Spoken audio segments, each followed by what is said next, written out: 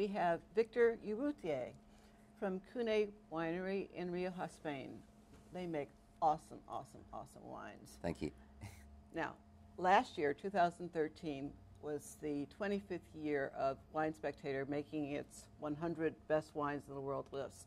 And for the very first time, a wine from Spain was at the very top of that list, and it was Victor's wine. He and his sister are the 5th generation in their family to make wines there. And how did that feel? It was fantastic. It was one of these things that you don't expect, but suddenly you get it. In fact, I was actually on a plane. I got off the plane. Really? Yeah. And you switch on. It was a Friday evening, Friday night, and after a long week, and I switched on my telephone, and all these messages started bombarding. What's going on? So did you do a dance? I was in shock. I don't know what's going on. What's going on? Yeah. Wow. And it was fantastic. You know, it's one of these moments that you really have to savor. And it was great, yeah, and it was unexpected because they'd never given it to a Spanish winery before. Mm-hmm. And out of all the Spanish wineries, of which there's many and there's very good ones, right, just to be the one was just great. So, well, it must be a wonderful vindication or validation for what you and your sister are doing. Yeah. And it's one of these things that, you know, it's sort of cast in stone for the future, yeah? That's right. It's not just what we're doing. We're not doing much at all, you know, we're looking after what was done by our forefathers. That's really how I see my role, yeah? So, they decided how to make Imperial 100 years ago, and we're kind of doing it in the same style. Okay. So there's tradition and there's tradition, and well, by definition, we're traditional because we've been around for a long time, and we do things as they were done in the past. Okay. So even if we decided to be modern, I don't think we could. We are traditional, yeah. But you know, technology and modernity, they allow you to do things better, and we have to embrace it. One of your wineries was designed by the Gustav Eiffel That's right. firm. Tell us about that. Well, it's one of these things, the long-standing joke, you know, how do you make a small fortune in wine? You start with a big one. Well, I think in our case, we were, at the beginnings, we were well off. We did okay. Yeah? The beginnings is 1879. My grandmother's grandfather and his brother, who, funnily enough, were married to 2 sisters. Really? Which I think is a very sensible way of doing things. Make sure that, you know, things...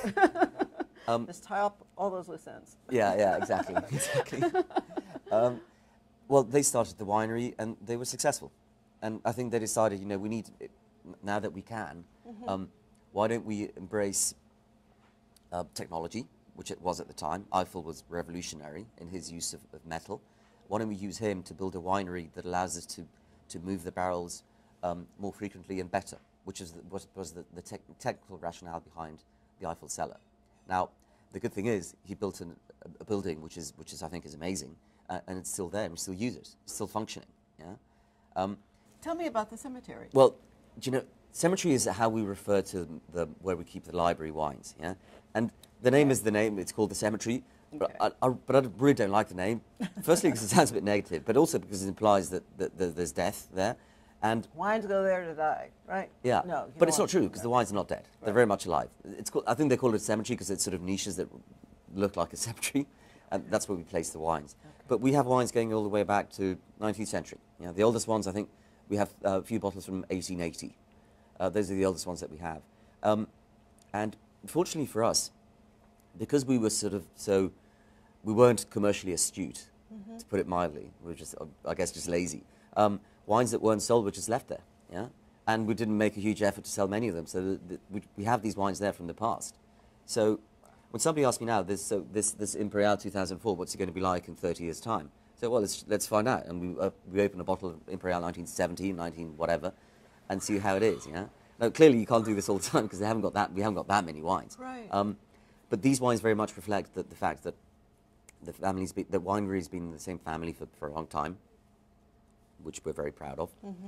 And I can go to the cemetery and take out a bottle of wine made by my grandfather, and we could share it, and the wine is fantastic, hopefully, and so it's a great experience. So.